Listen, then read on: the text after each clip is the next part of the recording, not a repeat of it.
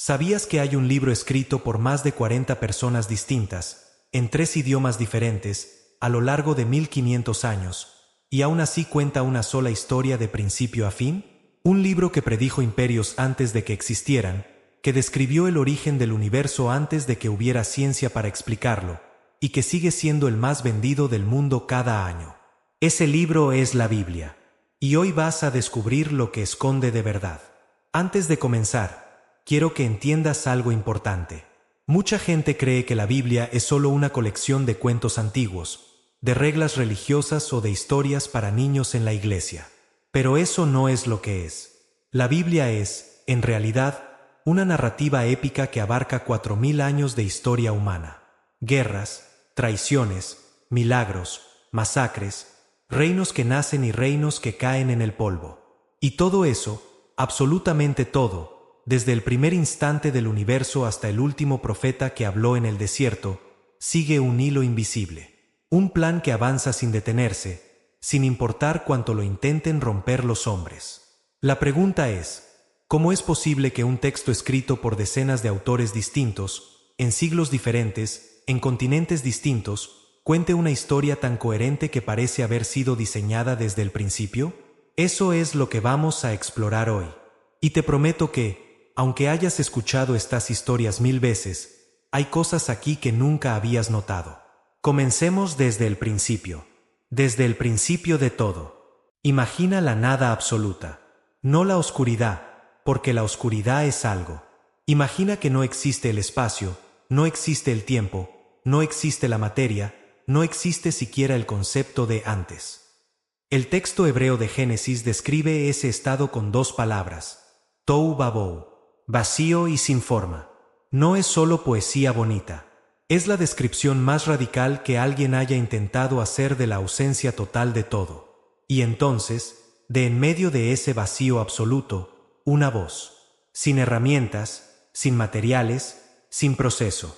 Solo una orden hablada. Sea la luz. Y el universo obedeció. En 6 días, según el texto, todo se despliega en una secuencia que resulta curiosamente parecida a lo que la ciencia moderna describe. Primero la luz, luego la separación de las aguas, la tierra seca, la vegetación, los cuerpos celestes organizados, la vida marina y finalmente la vida terrestre. ¿Es una coincidencia? Quizás, pero es una coincidencia que ha inquietado a personas muy inteligentes durante siglos. Y al llegar al 6º día, Dios hace algo que no hizo con ninguna otra criatura. Se detiene, se consulta a sí mismo, y dice: hagamos al hombre a nuestra imagen. Nota el plural. Hagamos. Los teólogos han debatido eso por milenios, pero el punto central es claro. El ser humano no fue hablado a la existencia como el resto de la creación. Fue moldeado. El texto de Génesis dice que Dios formó al hombre del polvo de la tierra y sopló en sus fosas nasales aliento de vida. Es íntimo, es personal, es radicalmente diferente a todo lo que vino antes. Adán despertó en el jardín del Edén, y este lugar no era simplemente un parque bonito con flores. El texto describe ríos reales, el Tigris y el Éufrates, que todavía existen hoy cortando a través del actual Irak. Oro, resina aromática, piedras preciosas en el suelo, árboles frutales de toda clase, y en el centro de todo, 2 árboles que cambiarían la historia para siempre: el árbol de la vida y el árbol del conocimiento del bien y del mal.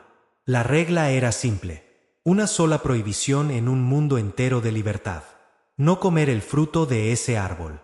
Y Dios no ocultó la consecuencia: el día que lo coman, ciertamente morirán. No era ambiguo, no era simbólico, era un contrato con una cláusula explícita. Eva fue creada del costado de Adán, no de sus pies para ser pisoteada, ni de su cabeza para gobernar sobre él, sino de su lado para caminar junto a él. Juntos, desnudos y sin vergüenza, administraban un paraíso que funcionaba sin esfuerzo, sin sudor, sin dolor y sin muerte. Intenta imaginar eso: un mundo donde nada se pudre, nada muere, nada duele. Ese era el plan original. Pero aquí entra el detalle que lo destruyó todo. Una serpiente. El texto no explica de dónde vino ni por qué podía hablar. Solo dice que era más astuta que cualquier otra criatura. Y su estrategia no fue mentir directamente. Fue distorsionar. Preguntó: ¿con qué Dios os ha dicho que no comáis de ningún árbol del huerto? Dios había dicho un árbol. La serpiente lo convirtió en todos. Una distorsión sutil que plantó la primera semilla de duda en la historia humana. Eva comió. Adán también. Y el texto dice que inmediatamente los ojos de ambos se abrieron. No ganaron sabiduría. Ganaron vergüenza. Lo primero que hicieron fue coser hojas de higuera para cubrir la desnudez que segundos antes no les causaba ningún embarazo. Algo dentro de ellos se rompió. Cuando escucharon a Dios caminando por el jardín, y nota este detalle, Dios caminando físicamente presente, se escondieron. El castigo fue quirúrgico. Para la serpiente, arrastrarse en el polvo por siempre. Para Eva, dolor en el parto y conflicto en su relación con su esposo. Para Adán, el suelo que antes producía solo ahora requeriría sudor, espinas y trabajo hasta la muerte. Y la muerte. Esa fue la nueva realidad. La muerte entró al mundo como un virus que nunca se fue. Fueron expulsados del Edén. Un ángel con una espada de fuego bloqueó el camino de regreso. Fin del capítulo 3 de Génesis. La humanidad ha existido solo 2 generaciones y ya lo ha perdido todo. Y si piensas que la caída fue el fondo del abismo, espera, porque lo que viene después es peor. Caín y Abel. Los primeros 2 hijos en la historia. Abel era pastor y Caín, agricultor. Ambos ofrecen sacrificios a Dios. Abel ofrece lo mejor de su rebaño, las primicias, lo más valioso. Caín ofrece los frutos de la tierra, pero el texto sugiere que no ofreció lo mejor que tenía. Dios acepta la ofrenda de Abel y rechaza la de Caín. Y aquí nace la primera emoción que perseguirá a la humanidad durante el resto de la Biblia. La envidia. Dios todavía intenta advertirle. Le dice: ¿por qué te has ensañado? ¿Por qué ha decaído tu semblante? Si bien hicieras, ¿no serías enaltecido? Y si no hicieras bien, el pecado está a la puerta como fiera que te acecha. Es aterradoramente personal. Dios, cara a cara, diciéndole a Caín: ten cuidado. Algo te está esperando como un depredador detrás de la puerta. Caín lo ignoró. Llevó a su hermano al campo y lo mató. El primer homicidio en la historia. Y cuando Dios preguntó: ¿dónde está tu hermano Abel?, Caín respondió con una frase que resuena hasta hoy: ¿soy yo acaso el guardián de mi hermano? La sangre de Abel clamaba desde la tierra. Caín fue maldito. Vagabundo, errante, sin hogar permanente. Desde allí, la humanidad entró en espiral. Las generaciones se multiplicaron. Y la corrupción también. El texto de Génesis capítulo 6 dice algo que golpea fuerte. Dice que Dios vio que la maldad del hombre era mucha en la tierra, y que todo designio de los pensamientos de su corazón era solo el mal continuamente. No a veces, no en su mayoría. Todo, siempre. Y entonces viene el versículo más pesado del Génesis. Y se arrepintió Dios de haber creado al hombre en la tierra, y le dolió en su corazón. El creador del universo mirando su creación y sintiendo dolor. Este es el momento en que Dios decide terminarlo todo. No con fría rabia, sino con el corazón pesado. Pero hubo una excepción. No. El texto lo llama justo e irreprensible entre sus contemporáneos. En un mundo donde todo pensamiento era malo, un hombre resistió. Y Dios le encomendó el proyecto de ingeniería más ambicioso de la antigüedad. Un arca de 135 metros de largo, 22 de ancho y 13,5 de alto. 3 pisos, recubierta de brea por dentro y por fuera. Sin motor, sin timón, sin vela. No era un barco diseñado para navegar. Era una caja de supervivencia diseñada para flotar. Si te parece impresionante, piensa en los vecinos de Noé. Imagina al hombre que lo miraba por la ventana construyendo un enorme barco en tierra firme, sin una gota de lluvia en el horizonte. La tradición sugiere que la construcción tomó entre 55 y 120 años. Durante todo ese tiempo, Noé predicó. Nadie escuchó. Nadie se arrepintió. Cuando el arca estuvo lista, Dios envió a los animales, de 2 en 2. Y después de que todos entraron, el texto registra un detalle escalofriante. Y Dios cerró la puerta por fuera. Noé no cerró la puerta. Dios la cerró desde afuera. Quien estaba adentro estaba a salvo. Quien estaba afuera había terminado. Llovió 40 días y 40 noches. Pero no fue solo lluvia. Las fuentes del gran abismo se rompieron. Agua viniendo desde debajo de la tierra, desde el cielo, desde todos lados. Las aguas crecieron hasta cubrir las montañas más altas por más de 6 metros. Todo lo que respiraba en tierra firme murió. El arca flotó durante 150 días. 5 meses en la oscuridad, meciéndose con cientos de animales, 8 personas, sin saber cuándo terminaría. Cuando las aguas bajaron, lo primero que hizo Noé fue construir un altar y ofrecer un sacrificio. Y Dios hizo una promesa que nunca repetiría, que nunca más maldeciría la tierra por causa del hombre. Y selló esa promesa con algo nuevo: el primer arco iris, una alianza cósmica, no con un pueblo ni con una nación, sino con toda la tierra. Pero el nuevo comienzo no duró mucho. Las generaciones del postdiluvio se dispersaron. Y en algún punto, la humanidad decidió desafiar a Dios una vez más. Se reunieron en la llanura de Sinar, en el actual Irak, y dijeron: vamos a construir una ciudad y una torre cuya cúspide llegue al cielo. Hagámonos un nombre, no sea que seamos dispersados por toda la tierra. Babel. No tenían piedra, así que inventaron el ladrillo. No tenían argamasa, así que usaron asfalto natural. El ingenio humano al servicio de la arrogancia humana. Y Dios no envió fuego ni inundación. Hizo algo mucho más elegante y devastador.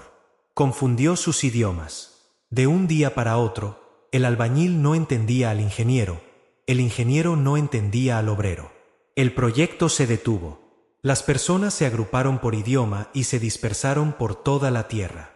Exactamente lo que no querían. El primer proyecto global de la humanidad terminó en caos lingüístico. Y aquí, después de 11 capítulos de creación, caída, diluvio y dispersión, la Biblia hace un zoom radical. De toda la humanidad a un solo hombre. Abram, un hombre de Ur de los Caldeos, una ciudad sofisticada del sur de Mesopotamia. Y Dios aparece de la nada, sin explicación, sin contexto, y le dice: sal de tu tierra, de tu parentela y de la casa de tu padre, a la tierra que te mostraré. Sin mapa, sin destino definido, sin garantías. Solo ve y confía. Y Abraham fue. A los 75 años, tomó a Sarai, su esposa estéril, a su sobrino Lot, y comenzó a caminar hacia un lugar que no conocía. Este es el acto de fe que fundamenta 3 religiones mundiales. El judaísmo, el cristianismo y el islam trazan sus raíces hasta este momento. Un anciano sin hijos, respondiendo a una voz que nadie más escuchó. La promesa que Dios le hizo a Abraham es la columna vertebral del resto de toda la Biblia. Le dijo: haré de ti una nación grande, y te bendeciré y engrandeceré tu nombre, y serás bendición. Y en ti serán benditas todas las familias de la tierra. Relee esa última parte. Todas las familias de la tierra. No es una promesa tribal. Es un plan global plantado en una sola familia. Abraham llegó a Canaán y Dios confirmó que esa sería la tierra. Pero Canaán no estaba vacía. Tenía cananeos, fereceos, heteos, pueblos establecidos con ciudades, ejércitos y culturas. Y Abraham era un nómada con tiendas y rebaños. La brecha entre la promesa y la realidad era absurda. Era como si alguien te prometiera un continente entero mientras tú vives en una carpa de camping. Y como si eso no fuera suficiente, Sarai era estéril. La promesa decía gran nación. Pero una gran nación empieza con al menos un hijo. Y el vientre de Sarai estaba cerrado. Esta tensión entre la promesa y lo imposible dominaría los próximos 25 años de la vida de Abraham. 25 años esperando a un hijo que no llegaba. Imagina la duda. Imagina las noches mirando el cielo preguntando: ¿oí bien? En medio de ese tiempo, pasan muchas cosas. Una hambruna empuja a Abraham a Egipto, donde miente diciendo que Sarai es su hermana, por miedo a que lo maten a causa de la belleza de ella. Faraón casi la toma como esposa. Dios interviene con plagas.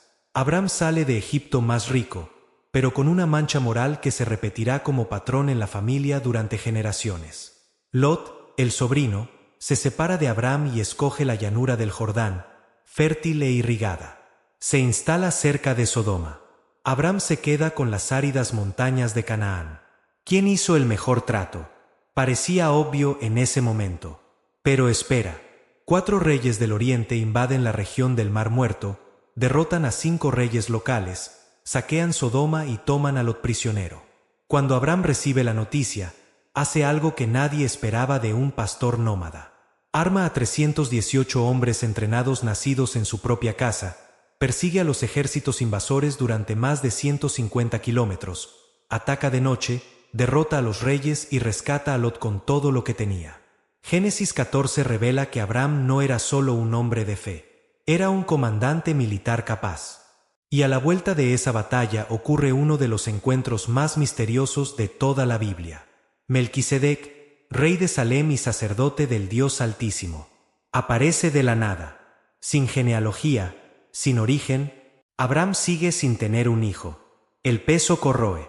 Y Sarai, cansada de esperar, toma una decisión que generará consecuencias hasta el siglo XXI. Ofrece a Agar, su sirvienta egipcia, para que Abraham tenga un hijo a través de ella. Era una costumbre legal de la época, perfectamente aceptable en la antigua Mesopotamia. No era un pecado, pero era impaciencia. Era un intento humano de acelerar una promesa divina. Nació Ismael. Abraham tenía 86 años, y durante 13 años asumió que Ismael era el hijo de la promesa. Pero cuando Abraham tenía 99, Dios apareció de nuevo y dijo: no. El hijo del pacto nacerá de Sara, la mujer estéril de 90 años. Y les cambió los nombres. Abraham se convirtió en Abraham, padre de multitudes. Sarai se convirtió en Sara, princesa, e instituyó la circuncisión como señal del pacto, una marca física y permanente en la carne de cada hombre del linaje. Sara se rió cuando escuchó la promesa. Y Dios preguntó: ¿hay algo imposible para Dios? Un año después, nació Isaac. El nombre significa risa. Cada vez que Abraham llamaba a su hijo, recordaba que Dios convirtió la risa de la incredulidad en la risa del gozo. Pero la prueba más brutal aún estaba por venir. En Génesis 22, Dios le dice a Abraham: toma ahora tu hijo, tu único hijo, Isaac, a quien amas, y ofrécelo como holocausto. Léelo de nuevo. Después de 25 años de espera, después de un milagro biológico, después de todo, Dios pide al hijo de vuelta. En el monte Moriah, la misma ubicación donde 1000 años después Salomón edificaría el templo. ¿Coincidencia? En el Antiguo Testamento no existen las coincidencias. Abraham se levantó temprano, cortó la leña, ensilló el asno y tomó a Isaac.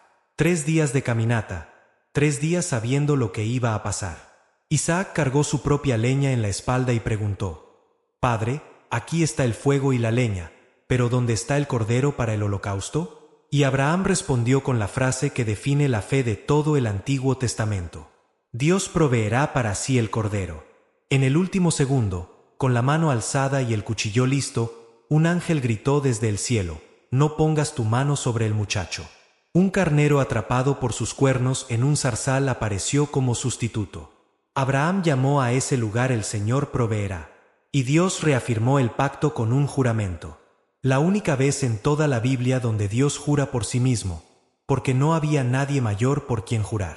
Este episodio es el eje central del Antiguo Testamento. Un padre ofreciendo a su hijo amado. Un hijo cargando la leña de su propio sacrificio cuesta arriba. Un sustituto apareciendo en el último momento. Si esto te recuerda a algo, es porque debe hacerlo. Sara murió a los 127 años en Hebrón. Abraham compró la cueva de Macpela a los heteos para enterrarla. La primera propiedad legal que la familia tuvo en la tierra prometida. No un palacio, no una ciudad. Una tumba. La tierra de la promesa comienza como un cementerio. Y ese lugar existe hasta hoy.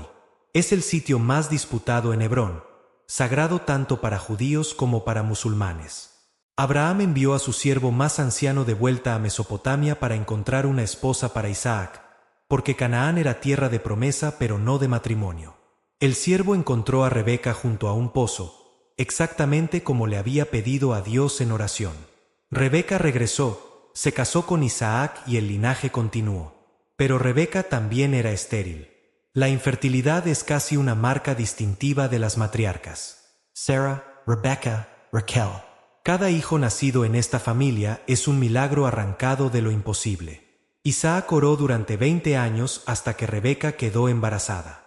Con gemelos, que ya se peleaban dentro del vientre. Esaú nació primero, rojo y velludo, cazador natural. Jacob llegó justo después, tomando el talón de su hermano. El nombre Jacob literalmente significa el que toma por el talón, o figurativamente, el engañador. Y cumplió con su nombre durante la primera mitad de su vida. Esaú vendió su primogenitura por un plato de lentejas. Llegó del campo exhausto, vio a Jacob cocinando y cambió su herencia eterna por comida caliente. La Biblia dice que así menospreció Esaú la primogenitura. Una decisión de 30 segundos que alteró el curso de naciones enteras, porque de Esaú vendría Edom, y de Jacob los 12 hijos que se convertirían en las 12 tribus de Israel. Pero antes de convertirse en Israel, Jacob tuvo que pasar por la noche más extraña de toda la Biblia. Estaba solo. Había enviado a su familia, sirvientes y rebaños al otro lado del río Jaboc. Al día siguiente se reuniría con Esaú, el hermano que había jurado matarlo 20 años atrás. Y en esa oscuridad, alguien lo agarró. Génesis 32 dice simplemente: un hombre luchó con él hasta que rayaba el alba. Sin nombre, sin explicación. Solo una pelea cuerpo a cuerpo que duró toda la noche. Jacob, el engañador, el fugitivo, el que pasó toda su vida manipulando situaciones, estaba ahora en una batalla que no podía ganar con astucia. Y cuando el ser misterioso vio que no prevalecía, tocó la articulación del muslo de Jacob y la dislocó. Con un solo toque, y aún cojeando, Jacob no lo soltó. Dijo: no te dejaré ir a menos que me bendigas. El ser le preguntó: ¿cuál es tu nombre? Y Jacob tuvo que decir su propio nombre en voz alta. Jacob, engañador. Por primera vez en su vida, no fingió ser otra persona. Y el ser dijo: ya no se llamará tu nombre Jacob, sino Israel, porque has luchado con Dios y con los hombres y has vencido. Israel. El nombre que estará en mapas, tratados y portadas de periódicos durante 3000 años, nació de una lucha en la oscuridad, de un hombre imperfecto que se negó a soltar a Dios. Jacob cojeó por el resto de su vida. La bendición vino con una cicatriz. Y hasta hoy, los judíos observantes no comen el nervio ciático de los animales, a causa de esa noche. Jacob tuvo 12 hijos con 4 mujeres diferentes. Y en el centro de ese caos familiar estaba José, el penúltimo hijo, el primero de Raquel, la mujer que Jacob verdaderamente amaba. José recibió una túnica especial de su padre, la famosa túnica de colores. Y sus hermanos lo odiaban por eso. Pero lo que realmente alimentó el odio fueron los sueños. José soñó que las gavillas de trigo de sus hermanos se inclinaban ante la suya. Soñó que el sol, la luna y 11 estrellas se postraban ante él. Y cometió el error estratégico de contarlos en voz alta durante la cena familiar, a los hermanos que ya querían matarlo. A los 17 años, José fue enviado por su padre a verificar cómo estaban sus hermanos en el campo. Cuando lo vieron de lejos, dijeron: «He aquí viene el soñador». Plain Aaron matarlo. Rubén, el primogénito, convenció a los demás de no derramar sangre, de echarlo en una cisterna. Planeaba rescatarlo después. Pero mientras Rubén no estaba, Judá tuvo otra idea: vender a José a una caravana de mercaderes ismaelitas que pasaban camino a Egipto. Vendieron a su propio hermano por 20 piezas de plata. Luego mataron un cabrito, mojaron la túnica en la sangre y se la llevaron a su padre. Mira si esto es la túnica de tu hijo. Jacob, el maestro del engaño, fue engañado por sus propios hijos. Creyó que una bestia salvaje había devorado a José. Se rasgó las vestiduras y lloró por años. Mientras tanto, José era vendido como esclavo en Egipto, en la casa de Potifar, capitán de la guardia del faraón. Y aquí comienza una de las historias más cinematográficas de toda la Biblia. José tenía toda la razón del mundo para estar destruido. vendido por sus hermanos, arrancado de su familia, esclavo en un país extranjero.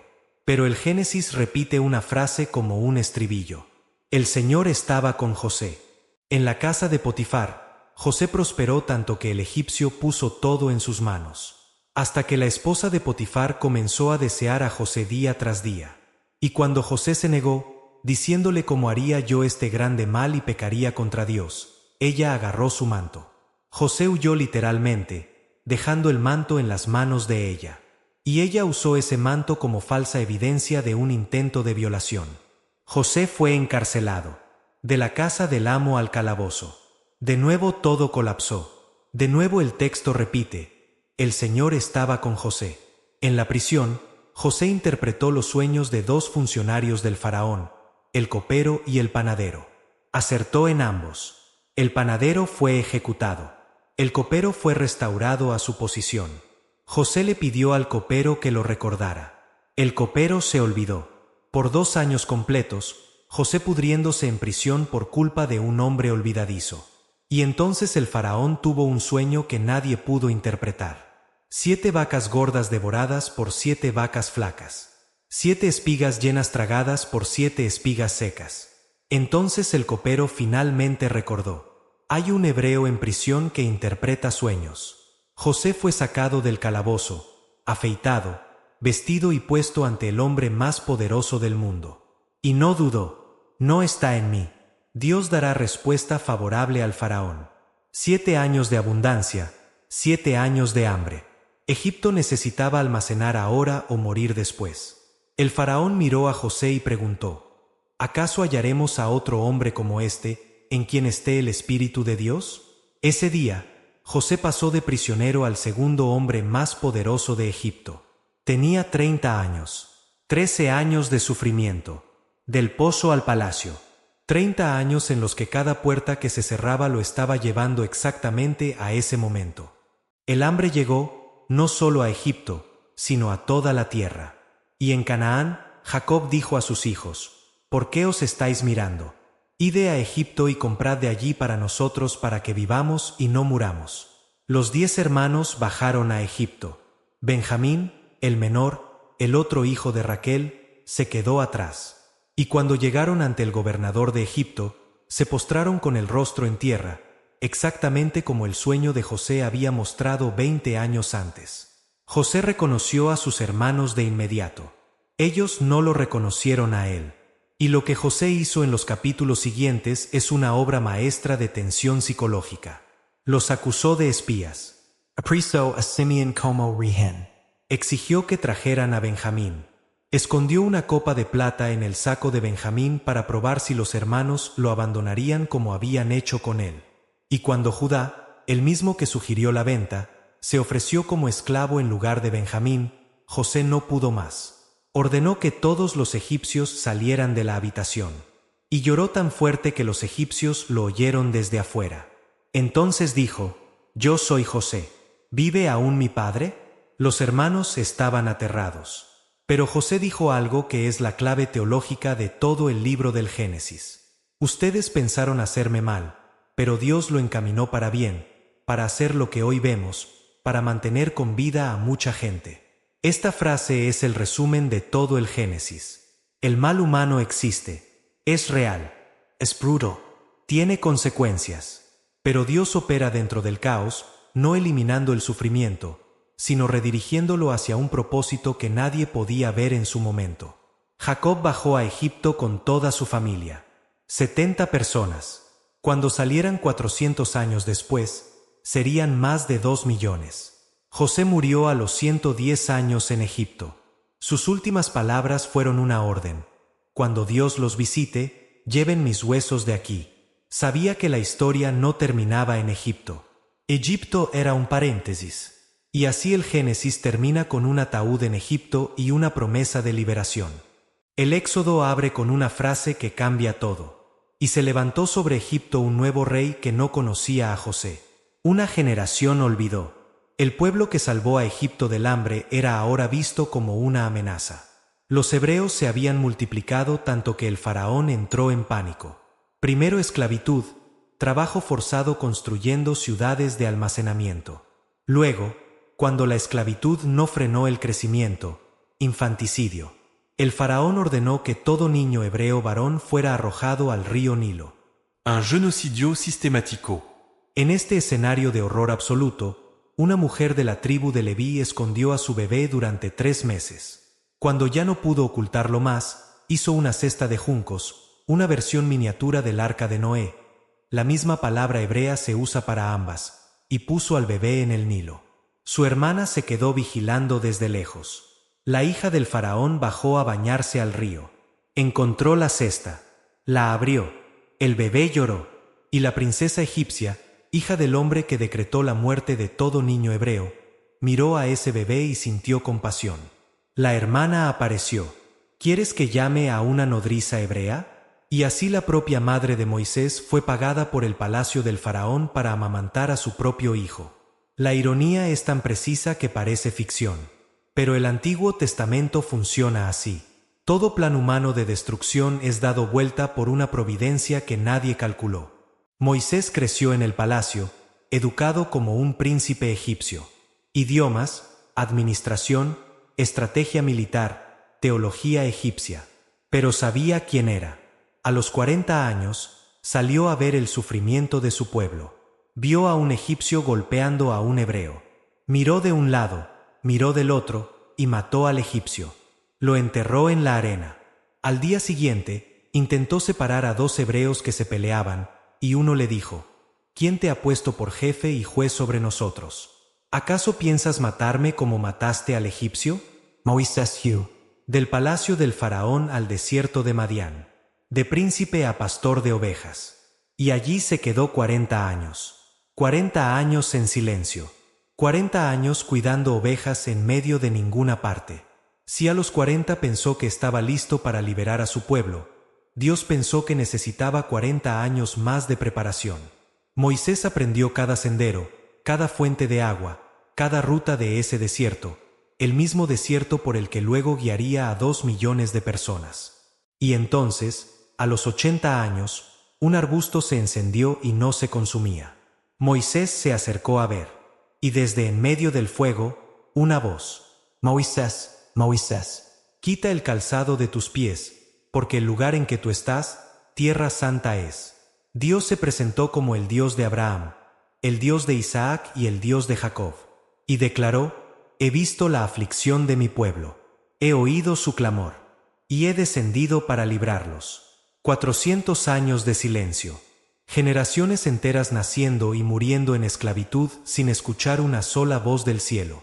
Y ahora Dios decía: vi, oí, descendí.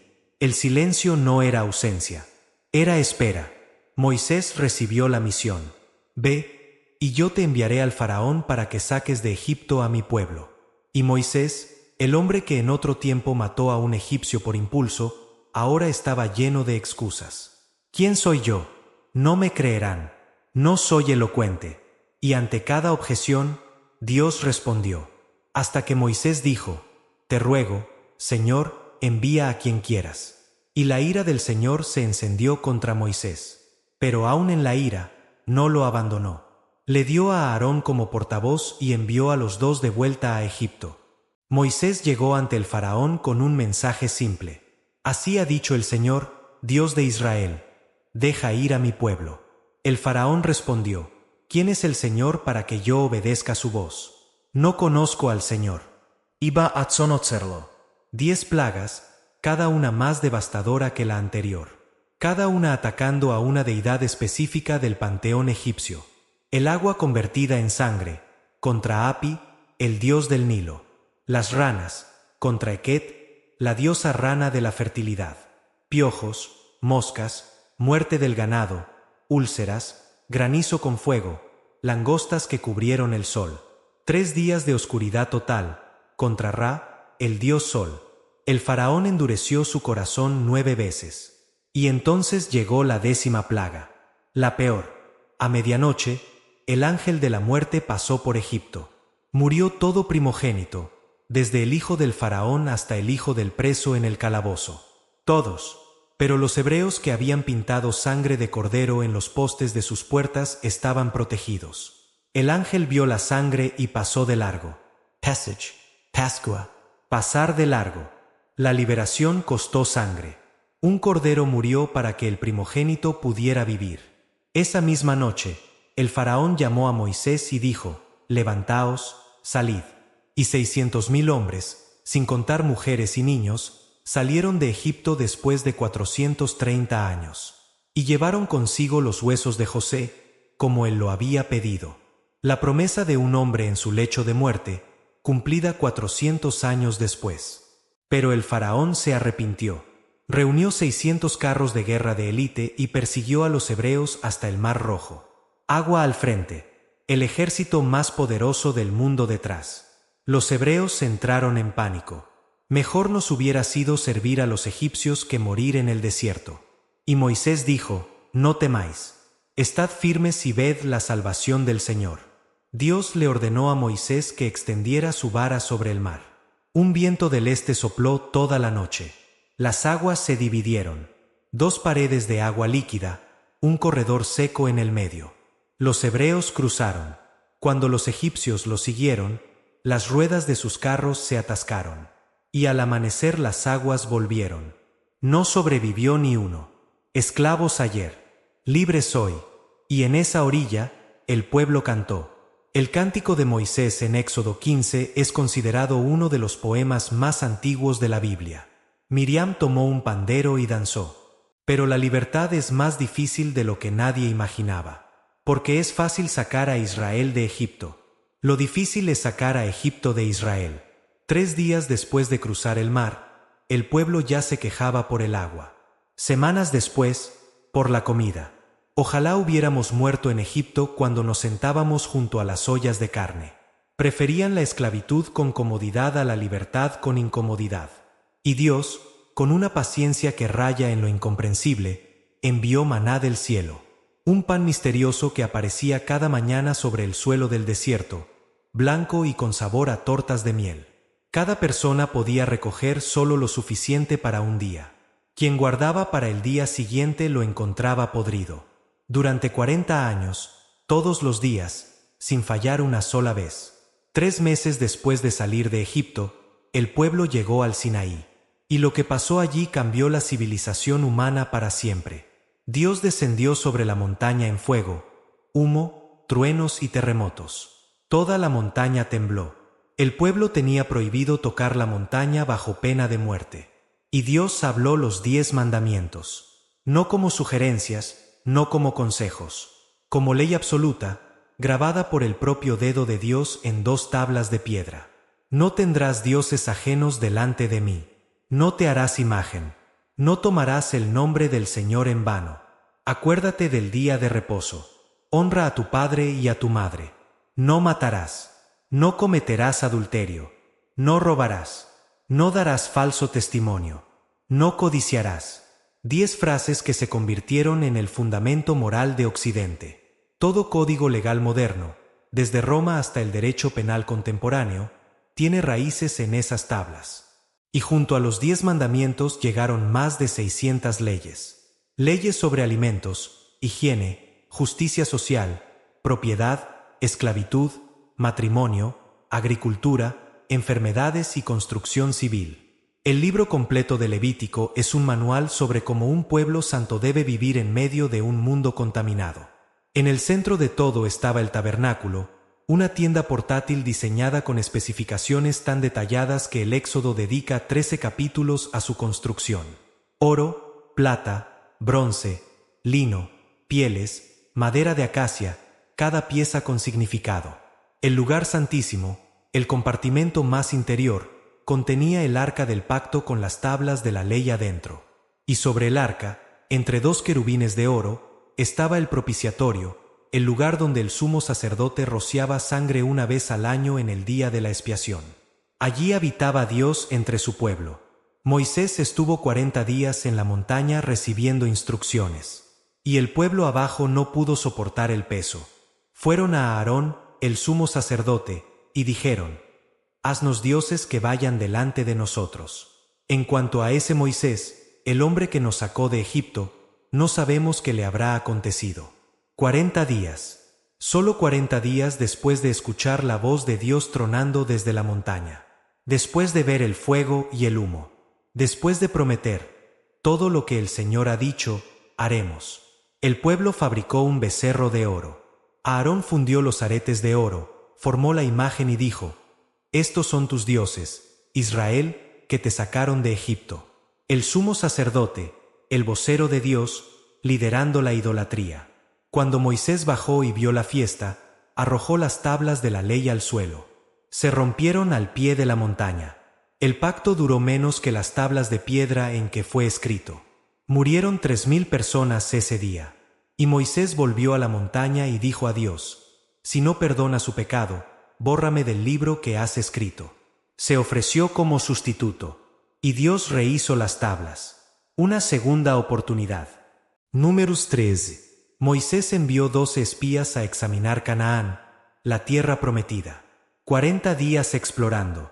Regresaron cargando un racimo de uvas tan grande que 2 hombres lo cargaban en una vara. La tierra era todo lo que Dios había prometido, leche y miel. Pero 10 de los 12 espías dijeron: no podemos subir. Los habitantes son gigantes. Somos como langostas a nuestros propios ojos. 2 discreparon, Josué y Caleb: si el Señor se agrada de nosotros, Él nos llevará a esta tierra. Pero el pueblo escuchó a los 10, no a los 2, y lloró toda la noche. Ojalá hubiéramos muerto en Egipto. Elijamos un capitán y volvamos atrás. Volver a la esclavitud por miedo. Y Dios dijo: ¿quieren el desierto? Tendrán el desierto. 40 años, un año por cada día de espionaje. Toda esa generación de más de 20 años moriría sin pisar la tierra prometida. Excepto 2, Josué y Caleb, los únicos que creyeron. 40 años, una generación entera consumida en el desierto. Funerales uno tras otro, mes tras mes, enterrando a padres, madres, tíos y abuelos, todos los que salieron de Egipto, cayendo uno a uno sobre la arena. Y en medio de esos 40 años, hasta Moisés falló. En un momento de frustración extrema, golpeó la roca con su vara en lugar de hablarle, como Dios le había ordenado. Agua brotó de todos modos. El pueblo bebió. Pero Dios dijo: por cuanto no creíste en mí, no entrarás a la tierra que he dado a los hijos de Israel. Moisés no entraría a Canaán. El hombre que enfrentó al faraón, que dividió el mar, que subió al Sinaí, que cargó a ese pueblo en la espalda durante décadas, fue detenido en la puerta por un golpe de vara. ¿Parece desproporcionado? Quizás. Pero el texto está diciendo algo profundo sobre el liderazgo. Cuanto mayor es la responsabilidad, menor es el margen de error. El que representa a Dios ante millones no tiene el lujo de la impulsividad. Deuteronomio 34. Moisés subió al monte Nebo. Desde la cima, Dios le mostró toda la tierra. Todo lo que Dios prometió a Abraham, a Isaac y a Jacob. Y Dios dijo: te la he hecho ver con tus propios ojos, pero no pasarás allá. Moisés murió allí a los 120 años, con visión perfecta y fuerzas intactas. Y Dios mismo lo enterró. Nadie sabe hasta hoy dónde está su tumba. El texto cierra con un epitafio verbal. Y nunca más se levantó profeta en Israel como Moisés, a quien el Señor conoció cara a cara. Josué tomó el mando. Y Dios le dijo lo que le dice a todo líder aterrado: esfuérzate y sé valiente. No te atemorices ni desmayes, porque el Señor tu Dios estará contigo donde quiera que vayas. El Jordán estaba en temporada de inundación, imposible de cruzar. Dios ordenó a los sacerdotes entrar al río cargando el arca del pacto. En el instante en que sus pies tocaron el agua, el río se detuvo. 2 millones de personas cruzaron en tierra seca. De nuevo, tal como en el Mar Rojo. Y la primera ciudad en el camino era Jericó. Muros de piedra, puertas cerradas, la fortaleza más grande de Canaán. La estrategia militar de Dios: marchar alrededor de la ciudad durante 7 días en silencio, sin atacar, sin flechas, sin arietes, sin nada. Solo marcar. Al 7º día, 7 vueltas. Los sacerdotes tocaron las trompetas, el pueblo gritó, y los muros se derrumbaron. Arqueólogos que excavaron el sitio encontraron evidencia de muros que cayeron hacia afuera, no hacia adentro como sería normal en un ataque. Cayeron hacia afuera, creando una rampa de ladrillos que los atacantes podían escalar. Jericó cayó sin un solo golpe de espada en los muros. La conquista de Canaán tomó aproximadamente 7 años. 31 reyes derrotados. Josué dividió la tierra entre las 12 tribus. Y sus últimas palabras al pueblo fueron un desafío. Escoged hoy a quien sirváis. En cuanto a mí y a mi casa, nosotros serviremos al Señor. El pueblo eligió al Señor ese día, pero la siguiente generación olvidó, y la generación siguiente olvidó aún más. El libro de los Jueces registra el ciclo más trágico y repetitivo de la historia humana. El pueblo peca. Dios permite que enemigos los opriman. El pueblo clama. Dios levanta un juez, un líder militar temporal que los libera. Paz por una generación. Y luego el pueblo peca de nuevo. Y el ciclo reinicia. 12 jueces durante aproximadamente 300 años.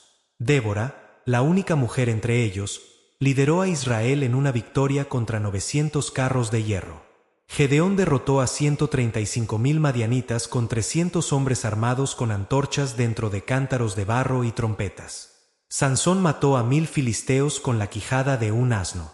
Pero no pudo resistir a una mujer llamada Dalila, el hombre más fuerte del mundo, destruido no por un ejército, sino por su propia debilidad. El libro de los Jueces termina con una frase que es un epitafio. En aquellos días no había rey en Israel. Cada uno hacía lo que bien le parecía. Anarquía moral total. El pueblo exigió un rey. Samuel, el último juez y primer gran profeta, advirtió: un rey tomará a sus hijos para la guerra, a sus hijas para la cocina, sus tierras para sí mismo y el 10% de todo lo que tienen. Y el día que clamen a causa de su rey, el Señor no les responderá. El pueblo no escuchó. Queremos un rey como todas las naciones. Dios les dio a Saúl, alto, hermoso, impresionante, una cabeza más alto que cualquier otro israelita. El rey que el pueblo quería. Saúl comenzó bien, pero el poder lo corroyó. Desobedeció órdenes directas. Ofreció sacrificios que no le correspondían. Perdonó lo que debía destruir. Y cuando Samuel lo confrontó, Saúl dio excusas en lugar de arrepentimiento. La sentencia llegó. El Señor ha quitado hoy el reino de Israel de tu mano y lo ha dado a un prójimo tuyo mejor que tú. Mientras Saúl todavía ocupaba el trono, Dios envió a Samuel a Belén, un pueblo insignificante, a ungir al próximo rey. En la casa de Isaí, 7 hijos pasaron ante Samuel. Ninguno fue elegido. Queda aún el menor, que está apacentando las ovejas. Trajeron a un adolescente de tez rojiza. Y Dios dijo: levántate y úngele, porque este es David, pastor, poeta, guerrero, rey.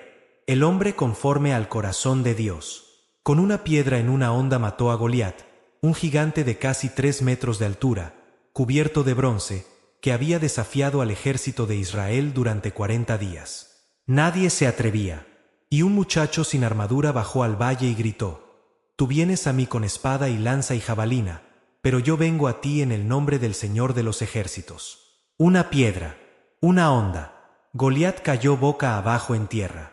Pero el ascenso de David fue lento y sangriento. Saúl intentó matarlo por envidia.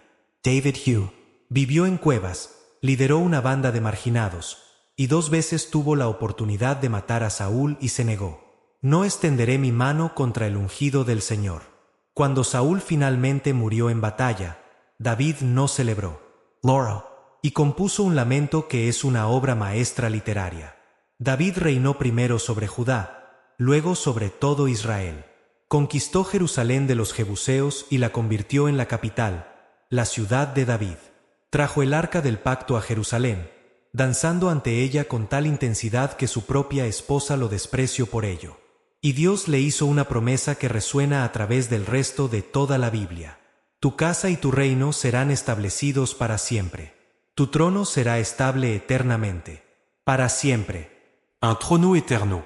Esta es la promesa más cargada del Antiguo Testamento después del Génesis 3. Pero David cayó desde el techo del palacio. Vio a Betsabé bañándose. La deseó. Mandó por ella. Se acostó con ella. Ella quedó embarazada. Y para cubrir el adulterio, David envió a su esposo, Urías, uno de sus soldados más leales, al frente de la batalla más peligrosa. Urías murió. David se casó con Betsabé. Y durante meses, silencio. Hasta que el profeta Natán llegó y le contó una parábola sobre un hombre rico que robó la única oveja de un hombre pobre. David estalló de rabia. El hombre que hizo esto merece morir. Natán apuntó con el dedo. Tú eres ese hombre. Y la espada nunca se apartó de la casa de David. El hijo murió. Otro hijo violó a su propia hermana. Absalón mató a su hermano y luego intentó tomar el trono de su padre. David huyó de Jerusalén descalzo, llorando. El hombre conforme al corazón de Dios. No porque fuera perfecto, sino porque cuando fue confrontado con su pecado, no dio excusas como Saúl. Solo dijo, pequé contra el Señor. Salomón, hijo de David y Betsabé, heredó el trono. Cuando Dios le apareció en sueños y le dijo, pide lo que quieras que yo te dé, Salomón pidió sabiduría. Y recibió todo: sabiduría, riqueza, poder. Construyó el templo de Jerusalén en 7 años. Cedro del Líbano, piedras talladas, oro por todas partes, las paredes interiores, el altar, los querubines, hasta el suelo era de oro. Cuando el arca del pacto fue colocada en el lugar santísimo, la gloria de Dios llenó el templo en forma de una nube tan densa que los sacerdotes no podían permanecer de pie. La tienda portátil del desierto era ahora un templo permanente. Pero Salomón, el hombre más sabio que jamás vivió, cometió el error más predecible de la historia. 700 esposas, 300 concubinas, mujeres extranjeras que trajeron sus dioses. Y en su vejez, Salomón se alejó del Señor. Y Dios dijo, el reino será quitado. Después de Salomón, el reino se dividió en 2. 10 tribus al norte, Israel. 2 al sur, Judá. Y ambos reinos entraron en una espiral descendente. El norte tuvo 19 reyes en 200 años. Ninguno fue bueno, ni uno solo. Jeroboam fabricó becerros de oro. Acab y Jezabel introdujeron el culto a Baal con prostitución ritual y sacrificio de niños. Contra esa oscuridad, Dios levantó profetas. Elías desafió a 450 profetas de Baal en el monte Carmelo. ¿Hasta cuándo vais a estar divididos entre 2 opiniones? Si el Señor es Dios, seguidle. Si Baal, id en pos de él. Fuego cayó del cielo, consumió el sacrificio, las piedras, el agua y el polvo alrededor. Los 450 profetas de Baal fueron ejecutados. En el sur, Judá se tambaleó entre reyes buenos como Ezequías y Josías, y reyes que quemaban a sus propios hijos en sacrificio a Moloc. Y los profetas clamaban: Isaías, Jeremías, Amos, Osías, Miquías, cada uno con el mismo mensaje: vuelvan, arrepiéntanse, la justicia está llegando. Pero también plantaban semillas de esperanza que nadie entendía completamente. Isaías escribió sobre un siervo sufriente que sería herido por nuestras rebeliones, molido por nuestros pecados. 700 años antes de que alguien supiera de quién hablaba. Jeremías prometió un nuevo pacto, no como el pacto que hice con sus padres, escrito no en piedra sino en el corazón. En el año 722 a.C., Asiria invadió el reino del norte. Israel fue borrado del mapa. 10 tribus fueron dispersadas y deportadas. Desaparecieron de la historia. 136 años después, en el año 586, Nabucodonosor de Babilonia hizo lo impensable. Destruyó Jerusalén. Quemó el templo de Salomón hasta los cimientos. Fundió los pilares de bronce. Y llevó al pueblo al exilio. El Salmo 137 captura el dolor de ese momento. Junto a los ríos de Babilonia, allí nos sentábamos y llorábamos, al recordarnos de Sión. Todo estaba perdido. El templo, cenizas. El trono de David, vacío.